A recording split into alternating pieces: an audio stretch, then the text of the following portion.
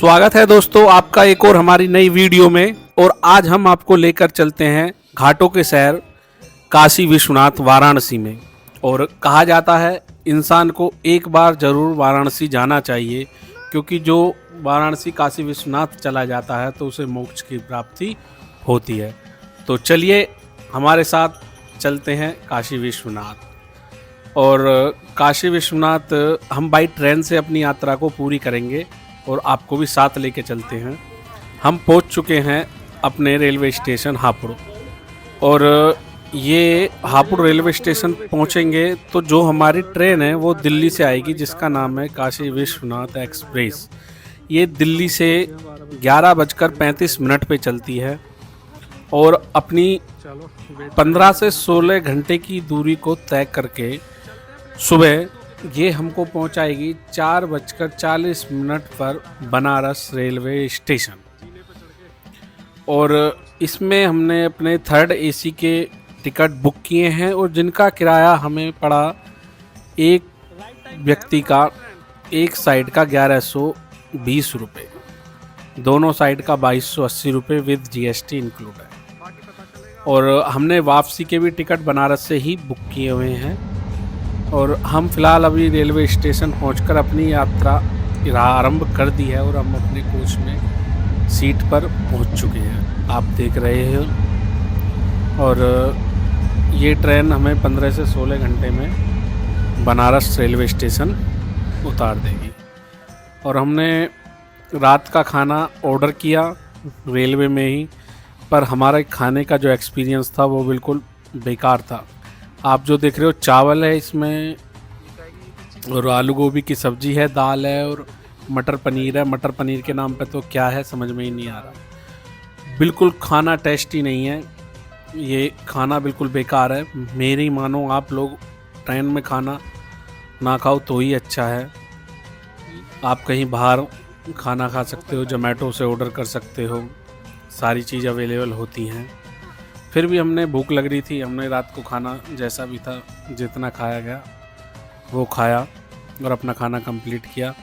और सुबह हम पहुंच गए बनारस रेलवे स्टेशन और हमने अपने सामान को पैक किया उतरने से पहले, सारा सामान, ताकि कोई चीज़ छूट ना जाए। इसलिए हमने पैकिंग अपनी कंप्लीट करके और हम रेडी हो गए अपने स्टॉप पे उतरने के लिए, ताकि फिर भी हमने अपनी सारा सामान चेक करा और बनारस रेलवे स्टेशन पे उतरने के लिए भाई कोई चीज़ छूट ना जाए। बैग, अटैची, सारी चीज़ हमने अपनी सेट कर ली हैं, आप देख रहे हो। और हमारा रेलवे स्टेशन आने वाला है और ये गाड़ी रुकेगी अब। और हम चलिए रेलवे स्टेशन से बाहर निकलते हैं और बाहर निकलकर देखते हैं क्या प्रबंध है, किस चीज़ से जाना है। और हम ऑटो करेंगे। यहाँ से दूरी लगभग 5 से 5.5 किलोमीटर की है बनारस रेलवे स्टेशन से काशी विश्वनाथ मंदिर तक की। तो अभी फ़िलहाल हम चलते हैं, आइए रेलवे स्टेशन से बाहर निकलते हैं और बाहर निकल के कुछ देखेंगे क्या चीज़ है जाने के लिए, क्योंकि टैक्सी भी चलती हैं, ऑटो भी चलते हैं, बैटरी रिक्शा भी चलते हैं। सारी चीज़ आपको बनारस रेलवे स्टेशन के बाहर निकलते ही हर चीज़ उपलब्ध है। ऐसा नहीं है कि आपको परेशानी होगी किसी तरीके की। और हम अपने रेलवे स्टेशन से बाहर की ओर चलती हैं, चलिए। और ये देखो ऊपर से नज़ारा है रेलवे स्टेशन के ऊपर से, ये टैक्सी स्टैंड है बाहर। यहाँ पे टैक्सी, ऑटो, रिक्शा, आपको कुछ भी मिल जाएगा जो आप लेना चाहो। मैं आपको दिखा रहा हूँ ऊपर से। और अभी हम नीचे चलते हैं और नीचे चल के दिखाएंगे और हम क्या चीज़ बेटर होती है उसी चीज़ को हम प्रेफर करेंगे। चलिए आइए स्टेशन से नीचे उतरते हैं और देखते हैं फिर क्या चीज़ हमको मिलेगी। फिर हम काशी विश्वनाथ के लिए रवाना होंगे, जो भी चीज़ हमको मिलती है। और बाबा के धाम, भोलेनाथ की सबसे प्रिय स्थान, माता पार्वती का सबसे प्रिय स्थान काशी विश्वनाथ। तो हमने दोस्तों अपना रिक्शा कर लिया है, चलते हैं रिक्शे के द्वारा और अपनी यात्रा को करते हैं पूरी। ये देखिए शहर का आनंद लीजिए। मैं आपको दिखा रहा हूँ, बारिश का मौसम है। वहाँ पर बारिश पड़ी थी रात को, और रात को 12-1 बजे के बाद वहाँ बारिश पड़ी है और सुबह तक झरना हल्का हल्का पड़ता रहा है। जब हम अपने रेलवे स्टेशन से बाहर उतरे थे तो बारिश बंद थी। तो ये देखिए काशी विश्वनाथ बनारस की सड़कें, और आनंद उठाइए आप भी। ये जगह जगह पानी भरा हुआ है, मैं आपको दिखा रहा हूँ। हर हर महादेव, हर हर महादेव का जयकारा लगाते रहिए। और वीडियो आपको पसंद आ रही हो तो कमेंट, लाइक, चैनल को सब्सक्राइब करें और कमेंट में हर हर महादेव ज़रूर लिखें। दोस्तों ये देखिए बनारस की सड़कों का नज़ारा, मार्केट, सारी चीज़ मैं आपको दिखा रहा हूँ। और हम यहाँ से अब पहुँचेंगे। ये ई रिक्शा हमको पहुँचाएगा गदोलिया चौक, और गदोलिया चौक हमको ये तार देगा। तो वहाँ तक जो बनारस रेलवे स्टेशन से गदोलिया चौक की जो दूरी है उसको तय करने में जो टाइम लगता है वो 20 से 25 मिनट का लगता है। वो 5 से 5.5 किलोमीटर की दूरी है। और रिक्शे का जो किराया है वो ये 200 रुपये के आसपास मांगते हैं, पर हमने 120 रुपये में बनारस से गदोलिया चौक तक का तय कर लिया था। उसमें हमें ये फ़ायदा हो गया कि ज़्यादा कोई झंझटबाजी कुछ नहीं, टैक्सी का किराया ज़्यादा होता है और ई रिक्शा का किराया कम होता है, इसलिए ई रिक्शा लिया और गदोलिया चौक की तरफ निकल दिए। और आप ये देख रहे हो कि गदोलिया चौक की तरफ हम बढ़ रहे हैं। आप चलिए मेरे साथ गदोलिया चौक, और आगे की वहाँ से बताता हूँ मैं आपको क्या करना है, कैसे करना है, और वही क्या सही रहेगा। होटल रूम भी लेना है, क्या बजट में है, क्या चीज़ है, सारी जानकारी मैं आपको दूंगा। पर वीडियो को लाइक, चैनल सब्सक्राइब, कमेंट करते रहें। हर हर महादेव। और हम पहुंच गए हैं गडोलिया चौक। ये आप देख रहे हैं, ये है गडोलिया चौक। और इस गडोलिया चौक से ऑटो से उतरकर हम चल दिए हैं सबसे पहले किसी रूम की तलाश के लिए, क्योंकि हमें अपना सामान रूम में रखना है। उसके लिए हमें रूम चाहिए और नहाना धोना है। तो ये गडोलिया चौक है। आपको ऑटो, कार जो भी है वो सभी लोग आपको यहीं पर ही उतारेंगे। और हमने अपना रूम तलाशने लगे, काफ़ी रूम देखे, कुछ समझ में नहीं आए, कुछ अंदर थे। हमें कोई ऐसा रूम चाहिए था जो ऑन रोड हो बिल्कुल, ताकि कोई समस्या परेशानी ना हो रूम तक पहुंचने में। और आखिरकार हमें एक रूम मिल गया, मैं आपको दिखा रहा हूं।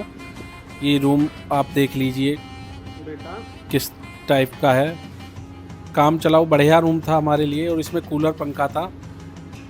इसका जो प्राइस हमें पड़ा था वो पड़ा था 1250 रुपये, और एसी रूम का प्राइस है लगभग वहाँ 2500 से 2600 रुपये।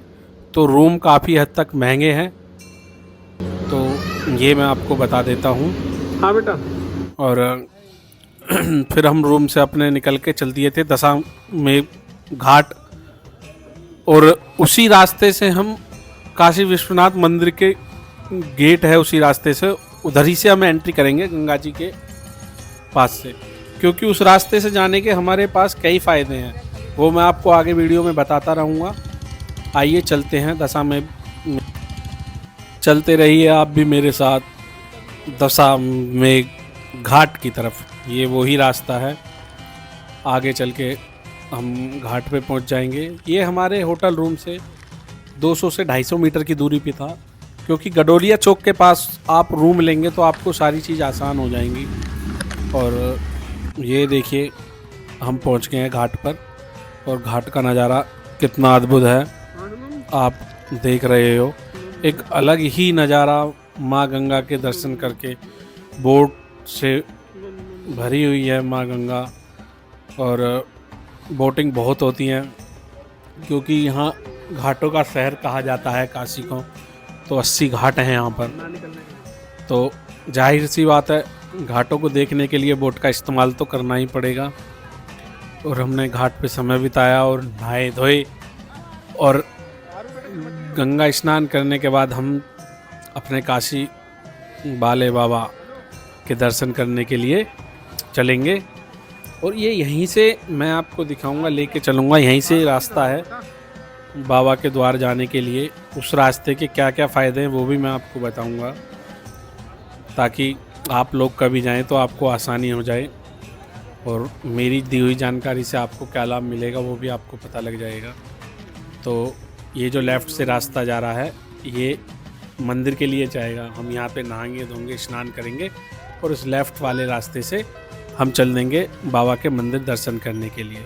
आइए चल रहे हैं मंदिर में दर्शन करने के लिए। ये घाट हैं, हम घाटों के रास्ते माँ गंगा के पास से गुजरते हुए और हम पहुँचेंगे विश्वनाथ गेट के पास।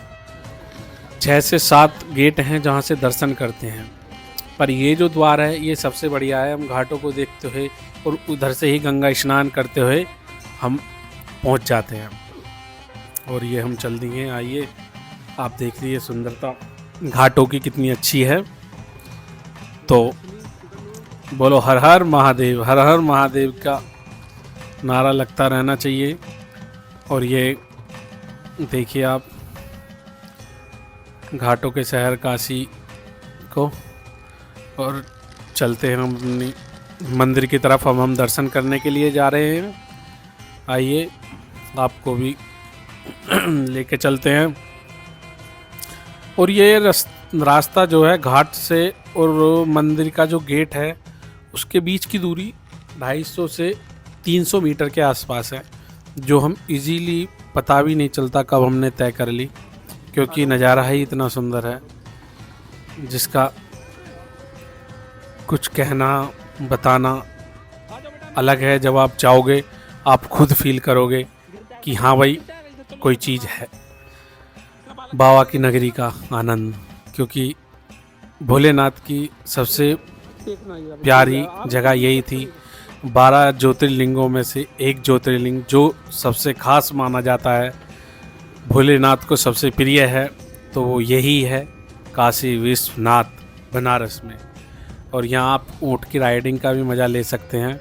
और घाट के किनारे बहुत से गेस्ट हाउस बने हुए हैं, आप चाहो तो इधर भी रूम ले सकते हो, पर मेरा मानना है आप गडोरिया चौक की तरफ ही रूम लो, ताकि वहाँ से सारी चीज़ इजीली अवेलेबल हो जाती हैं। और ये दौड़ लगा रहा है, इसकी भी मस्ती अपनी अलग लेवल थी। तो आप चलते रहिए हमारे साथ और देखते रहिए, ताकि तब आप आएँ तो आपको भी पता चले कि ये फिर आगे चल के हमें रुद्राक्ष वाला मिला। और इसने कहा था कि पंचमुखी रुद्राक्ष दूंगा गारंटी से। 20 रुपये का एक रुद्राक्ष बताया इसने 3 से 4 रुद्राक्ष पहले इसके ख़राब हुए, जब जाके चौथा या 5वां रुद्राक्ष पंचमुखी निकला, और तब हमें इसने दिया। और हम बोले एक मुखी रुद्राक्ष, बोला एक मुखी रुद्राक्ष स्वयं महादेव है, वो हमारे पास नहीं निकलेगा।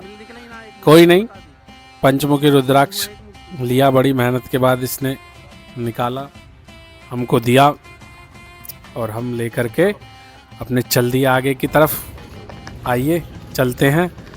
और ये हम घाट आपको दिखा रहे हैं, ये देखिए सुंदरता अलग ही लेवल की है।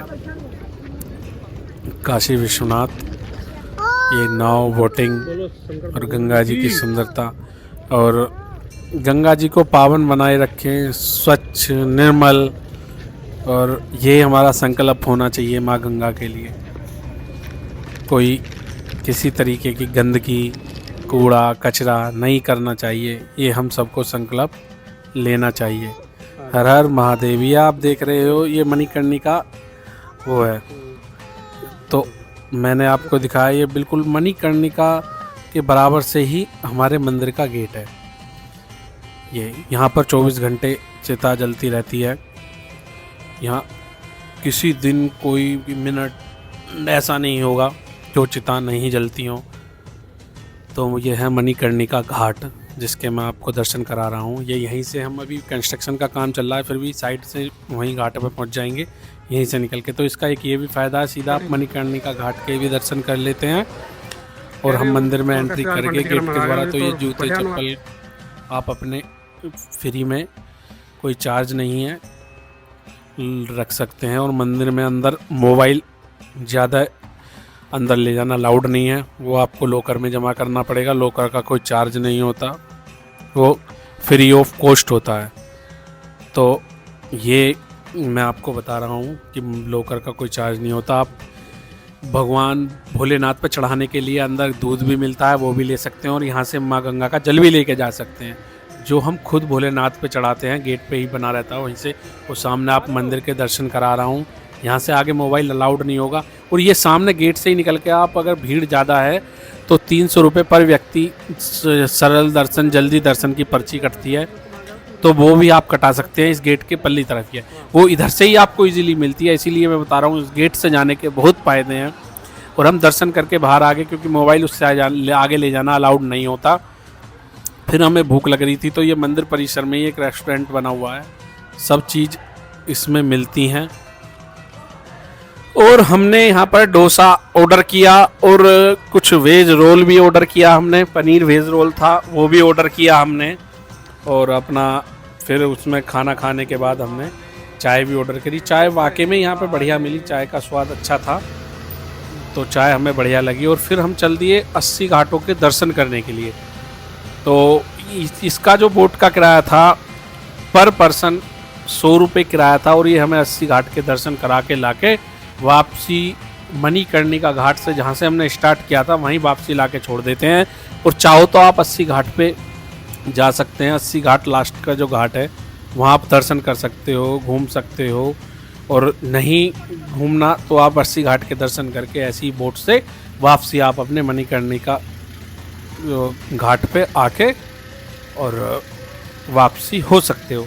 तो ये मैं आपको दिखा रहा हूँ, आप देखिए ये 80 घाट हैं और हमने बोट के द्वारा सभी 80 घाटों के दर्शन किए। और बाकी में बहुत ही अच्छा नज़ारा, आप जाओगे आप खुद ही उस चीज़ को फील करोगे। तो ये एक अच्छा, और कोई बोट का चार्ज भी ज़्यादा नहीं है, था 100 रुपये। और लगभग 80 घाट के दर्शन करने में जो समय लगा वो आधा से पौन घंटे का समय लगा। आप भी हमारे साथ सभी घाटों के दर्शन कर लो। और सभी घाटों के जगह जगह नाम लिखे हुए हैं, आप जब दर्शन करोगे आपको सब पता लगता रहेगा कि ये कौन सा घाट है। ये हरिश्चंद्र घाट है, ये मीरा घाट है, ये मणिकर्णिका घाट है, ये राजा घाट है। सभी घाटों के वहाँ पर नाम लिखे हुए हैं, आप सब घाटों के दर्शन कर सकते हो। और नाव की बोटिंग की वहाँ कोई कमी नहीं है, माँ गंगा भरी पड़ी है बोट से। और शाम को हमें आरती भी देखनी है, वो भी हम आपको दिखाएंगे। आरती के हमने दर्शन करेंगे शाम को, वो भी हम आपको दिखाएंगे, बने रहिए। और हमने फ़िलहाल तो ये घाटों के दर्शन कर रहे हैं, आप भी देखते रहिए सुंदरता माँ गंगा की, और घाटों के दर्शन करते रहिए हमारे साथ साथ। और हमने घाटों के दर्शन कर लिए हैं और लगभग अब हम पहुंचने वाले हैं वापसी मणिकर्णिका घाट, जहां से हमने अपनी घाटों की यात्रा को शुरू किया था। 80 घाट हैं, इसीलिए घाटों का शहर बोला जाता है काशी विश्वनाथ को, बनारस को। और घाटों के दर्शन करने के बाद हम काल भैरव के दर्शन करने के लिए आ गए थे, क्योंकि कहा जाता है भोलेनाथ के दर्शन करने के बाद काल भैरव के भी दर्शन करने चाहिए। तो काल भैरव के भी दर्शन करें। बहुत भीड़ थी काल भैरव, बहुत भीड़। 1 से 1.5 घंटे का टाइम देख रहे हो आप मेरे को, क्या हालत हो रही है पसीने में। 1 से 1.5 घंटे का टाइम हमें लाइन में लगे लगे हो गया, जब जाकर हमें काल भैरव के दर्शन प्राप्त हुए। मैं आपको ले आया आरती में, और आप देखो कितनी भीड़ है यहाँ पर, बहुत भीड़, ऊपर नीचे चारों तरफ आरती के दर्शन के लिए। लोगों की वो बोट से बैठ के सामने से आप आरती का आनंद ले सकते हो। बोट का जो किराया है एक जने का 150 रुपये का किराया है आरती से बोट देखने का। तो अगर आपको आरती से बोट नहीं देखनी तो आपको 4 बजे पहुंचना पड़ेगा वहाँ। कुर्सी बिछी रहती हैं, आप 4 बजे जाके अपनी कुर्सी को कब्जा सकते हो। तो आपको 150 रुपये खर्च करने की ज़रूरत नहीं पड़ेगी, क्योंकि 7 बजे आरती शुरू होती है और 7 से सवा 8 बजे तक ये आरती चलती है। तो आप जैसा चाहें ऐसा कर सकते हैं।